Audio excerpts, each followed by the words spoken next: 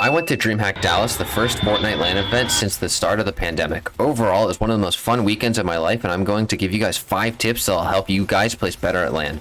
The first and most important tip is to get there early.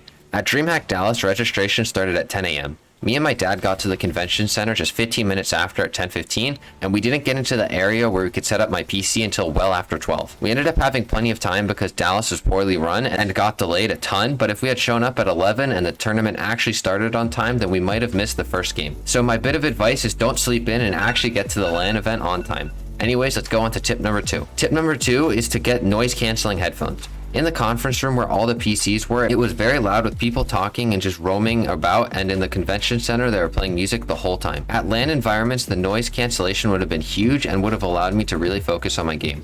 You don't need to go crazy expensive, but if you're looking to buy a new headset, I'd highly recommend getting noise cancelling headphones so that you're ready for LAN. The third thing that is so important at LANs is to stand up and walk around between your games. There are 3 main benefits to this. 1, walking around in between games reduces nerves. Walking and getting your blood flowing and talking to other people can help reduce your nerves compared to being stagnant in a chair.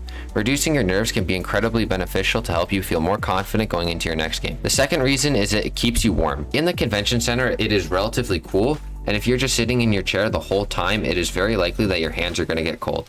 I was live coaching this kid in his final game of finals, and he kept complaining about his cold hands, and he had huge issues hitting his storm surge shots because of it, and he ended up going down to the surge in the second moving zone. If he had been walking around throughout the event, then he might have prevented this.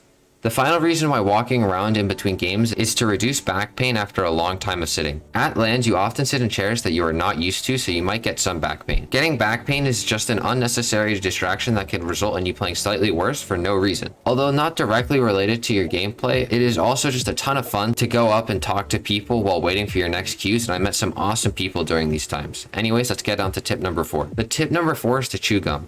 Chewing gum is so beneficial for nerves and allows you to calm yourself down while you're playing. I haven't been as nervous in a game of Fortnite as I was on LAN, and chewing gum genuinely helped me with my nerves so much. You can't buy gum at any of these convention centers though, because they don't want you to improperly dispose the gum. So you have to go out and buy some beforehand. And please just don't go put gum in random spots when you're done with it, as that ruins it for everyone. The final tip we're going to cover today is to expect to feel emotions at a much higher level than when you normally play. From what I could tell on LAN, when you win, it is one of the best feelings of your life. But the reverse of that is also true. When you lose, it is one of the most depressing feelings. When I didn't qualify to finals, it was genuinely depressing to pack up my setup and walk back to the hotel room in the rain, the most mood-fitting weather, and it was one of the most down moments I have ever had playing this game. But coming back and seeing players win and seeing kids who I'd become friends with win was exhilarating and one of the best feelings of my life. If I had known beforehand that the emotions at LAN would be so high and low, it would have helped my mental a lot, and I would have been better prepared to come back from the low moments like when I died off spawn in game 1. I can give you all the advice in the world, but the best advice I can give you is that if you have the means to go to a LAN, go.